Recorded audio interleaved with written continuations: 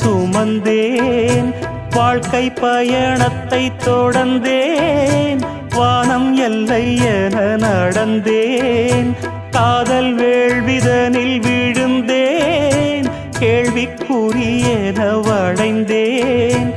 உன்னை நினைத்திங்கு சிரித்தேன், உண்மை கதைதனை மறைத்தேன், பதில் சொல்லிட நினைத்தேன், சொல்ல மொழியின்றி தவித்தேன், வாழ்கின்ற வாழ்வெல்லாம் நீர்க்குமிழ் போன்றது பூங்கொடியே, துள்ளித் திரிந்ததொரு காலம், பள்ளி பயின்றதொரு